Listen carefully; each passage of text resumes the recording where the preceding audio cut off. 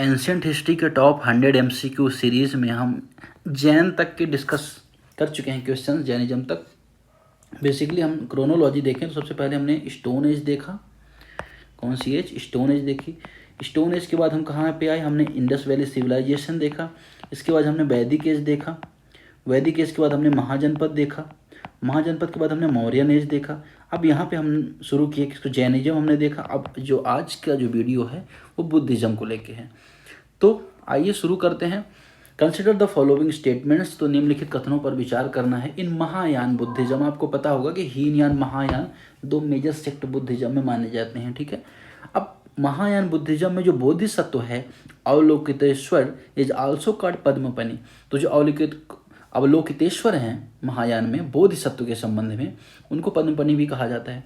अब ये बोधिसत्व क्या है, कौन सी बला है? बोधिसत्व का मतलब क्या है? हर एक व्यक्ति मोक्ष की प्राप्ति नहीं कर सकता है। तो कुछ साधु यहाँ पे रहते हैं, तपस्या करते हैं और प्रयास करते हैं कि सभी को तारें, सभी को मोक्ष प्राप्त के लिए जो प्रयास करता है वही बोधिसत्व माना जाता है। अब ये महायान का विचार है, महायान बुद्धिज्म का। तो पहले स्टेटमेंट अगर आप देखेंगे तो यहाँ पे बात करेगा कि हाँ, महायान बुद्धिज्म बोधिसत्व अवलोकितेश्वर करुणा के प्रतीक माने जाते हैं। तो पहला स्टेटमेंट यहाँ पे करेक्ट है। दूसरा, worship of Avalokiteshvara is practice only in Theravada countries. अब थेरवाद को मानने वाले जो देश हैं, थेरवाद को मानने वाले देश कौन कौन से हैं? जैसे श्रीलंका हो गया, वहाँ पे थेरवाद को माना जाता है। फिर म्यांमार हो गया, फिर उसके बाद और कौन सा होगा? थाईलैंड हो गया। यहाँ पे थेरवाद को माना जाता है। तो यहाँ पे अगर हम देखें तो अवलोकितेश्वर की पूजा होती है, ठीक है। और बल्कि महायान जो वज्रयान परंपरा वाले हैं, तो वो कौन से हैं? महायान वज्रयान परंपरा वाले को कौन से देश हैं? तो उनमें आ जाता है, कौन सा आ जाता है देश? एक तो आ जाता है चीन, आ जाता है जापान, आ जाता है ना, तिब्बत आ जाता है, नेपाल आ जाता है। तो ये किसको मानते हैं? महायान और बोधिसत्व को, ठीक है। अब अगर हम बात करें महायान वज्रयान को, सॉरी, तो ये तिब्बत ये व्यापक रूप से यहाँ पे ऐसा मानते हैं, ठीक है। अब पद्मपनि किसे कहा जाता है? क्योंकि उनके हाथ में अक्सर कमल दर्शाया जाता है, इसलिए उन्हें पद्मपनि कहा जाता है, किसे? अवलोकितेश्वर को, ठीक है। तो पहला स्टेटमेंट यहाँ पे करेक्ट है। दूसरे स्टेटमेंट यहाँ पे बात होती है कि इनको वर्शिप किया जाता है केवल थेरवाद कंट्रीज में, अर्थात यहाँ ऐसा नहीं है, इन्हें यहाँ पे भी चीन, जापान, तिब्बत, नेपाल पे भी वर्शिप किया जाता है। तो दूसरा स्टेटमेंट यहाँ पे इनकरेक्ट है, पहला स्टेटमेंट यहाँ पे एब्सोल्युटली करेक्ट है। आइए नेक्स्ट क्वेश्चन की तरफ बढ़ते हैं। In which scripture is the 8-fold path mostly focused. अष्टगामिनी जो प्रतिपदा है या 8गामिनी मार्ग, किसके बारे में उसको बताया गया है? अब अगर हम बात करें धर्म चक्र प्रवर्तन की बात होती है, बुद्ध ने जो पहला उपदेश दिया था उसे क्या कहा गया था? धर्म चक्र प्रवर्तन, ठीक है।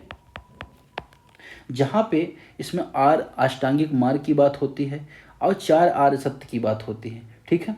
अब अगर हम बात करें यहाँ पर इस क्वेश्चन में, तो अष्टगामिनी किस ग्रंथ में इसको केंद्रित किया गया है, किस ग्रंथ में केंद्रित है? तो इसका सही आंसर क्या हो जाएगा? सही आंसर हो जाएगा किसमें? धर्म चक्र प्रवर्तन सूत्र में अष्टगामिनी को केंद्रित किया गया है। अब यह है क्या, इसे हम आगे देखेंगे डिस्कशन में, लेकिन अभी आपको यहाँ पे याद रखना है कि जो 8-fold या अष्टांगिक मार्ग है वो कहाँ पे है? इसमें है, ठीक है। अब आगे हम देखें, consider the following pairs related Buddhist history. तो बुद्धिस्ट जो हिस्ट्री है उसको लेके यहाँ पे आपको पेयर्स मैच करने हैं। व्यक्ति जैसे आर्यवेद हैं, क्या वो जैन स्कॉलर थे? दिगनग बुद्धिस्ट स्कॉलर थे। नाथ मुनि वैष्णव स्कॉलर थे। तो यहाँ पे आपको पेयर्स यहाँ पे मिलाना है, कौन से सही हैं? तो कौन से सही हैं? 2 और 3 यहाँ पे सही है, ठीक है। Only 2 pair is correct. अब कौन कौन से 2 पेयर यहाँ पे करेक्ट हैं? आर्यदेव जो हैं वो कौन है? नागार्जुन के शिष्य हैं। किसके शिष्य? नागार्जुन के शिष्य। और महायान बौद्ध धर्म के दार्शनिक, किसके?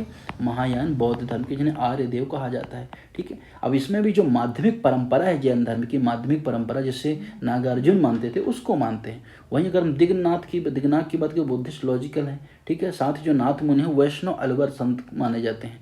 तो यहाँ पे ओनली 2 करेक्ट हो जाएगा। Question number 4, where was the Buddhist centre called Dhanakataka located? Dhanyakataka कहाँ पे बुद्धिस्ट सेंटर लोकेटेड है? तो धान्यकटक आज के डेट में जो अमरावती नामक स्थान है वहाँ पे लोकेटेड, अमरावती अर्थात आंध्रा। अब धान्यकटक यह एक प्राचीन महायान और बाद में वज्रयान का स्थल बना, बौद्ध धर्म का एक महत्वपूर्ण केंद्र बना। यहाँ पे अमरावती स्तूप भी आपको देखने को मिलता है। सांची, हरहोद और अमरावती 3 जगह मेन स्तूप की चर्चा होती है बुद्धिस्ट स्तूप की, उनमें से ये एक है। कला और शिल्प की दृष्टि से काफ़ी यूनिक है। गुप्तोत्तर काल पोस्ट गुप्त इराज में भी यहाँ पे आप देखेंगे जो बौद्ध शिक्षा है, बौद्ध एजुकेशन है, वज्रयान है, ये काफ़ी पॉपुलर रहा। तो इसका सही आंसर क्या हो जाएगा? ए। आगे देखें, which of the following are the part of Buddhist scriptures. तो जो बुद्ध साहित्य है उसका कौन कौन से पार्ट हैं? विनय पिटक, सुत्त पिटक, अभिधम्म पिटक, इन तीनों में कौन कौन से पार्ट हैं? तो ये तीनों ही पार्ट हैं, तीनों ही पार्ट है। विनय पिटक में यहाँ पे क्या है?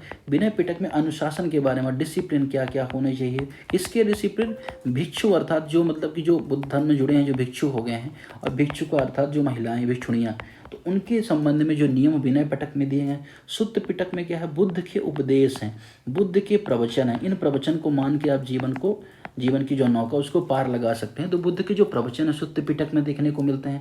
वहीं अभिधम्म पिटक में दार्शनिक और मनोवैज्ञानिक विश्लेषण आपको देखने को मिलता है। तो अलग अलग जो बौद्ध संगीतियाँ हुई उनमें इनका संकलन हुआ। तो दार्शनिक जो कहते हैं ना कि जो एनालिसिस है, फिलोसफिकल एनालिसिस या दार्शनिक विश्लेषण है, वो आपको अभिधम्म पिटक में देखने को मिलता है। ठीक है, अब अगर हम बात करें ये तीनों है किस भाषा में है? पाली भाषा में संकलित। किस भाषा में? पाली भाषा में। ठीक है, तो क्या सही आंसर हो जाएगा? सी।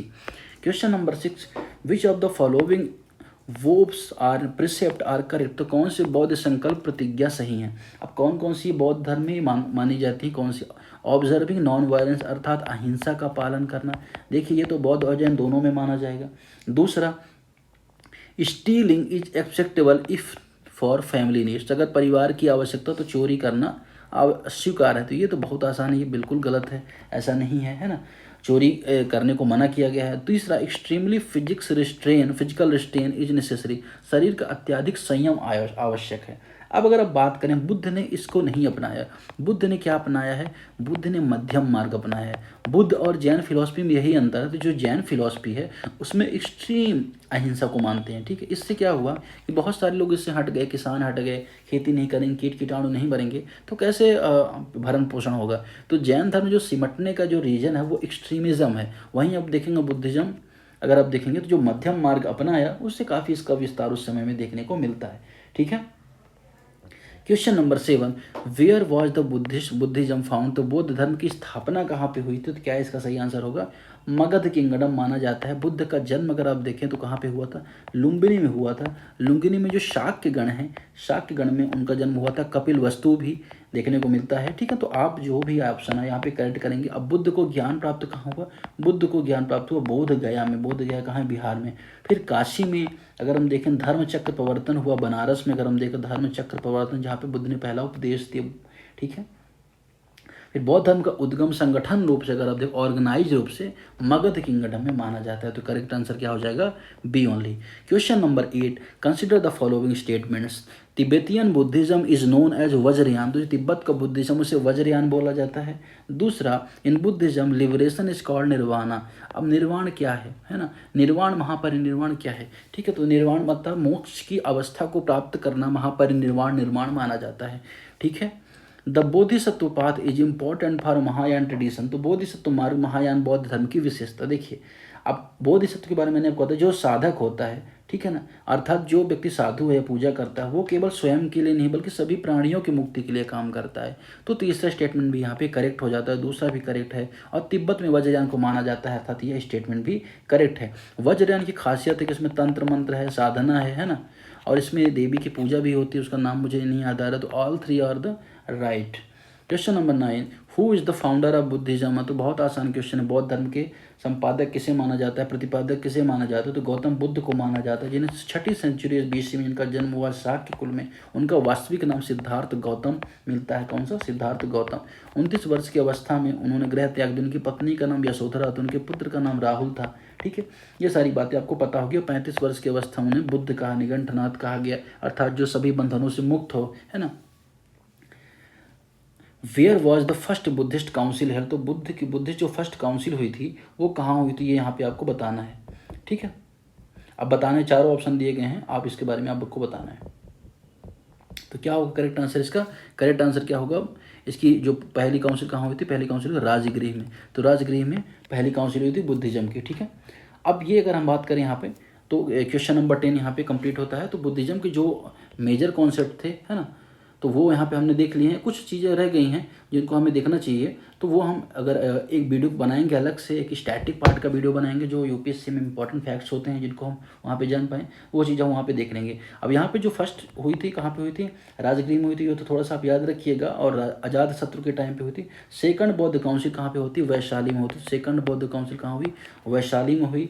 वैशाली में जब हुई तो किसके टाइम पे हुई थी, कालाशोक के टाइम पे हुई थी। किसके टाइम पे, कालाशोक के।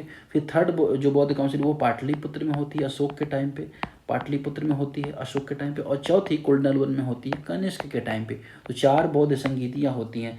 अब चारों में अलग अलग चीज़ें आपको देखने को मिलती है। जैसे अगर आप देखोगे ना, जो सुत्त पिटक और विनय पिटक है उसको फर्स्ट बुद्ध काउंसिल में कलेक्ट किया गया। वहीं अगर आप देखो सेकंड में अगर क्या होता है, सेकंड में अगर आप देखोगे तो स्थविर में थेरवाद बना, महासंगीतिक और स्थविर 2 भागों में बुद्ध जो धर्म बट जाता है। ठीक है, तीसरी बुद्ध का जो काउंसिल उसमें अभिधम्म पिटक का संकलन किया जाता है, तो ये इंपॉर्टेंट हो जाता है।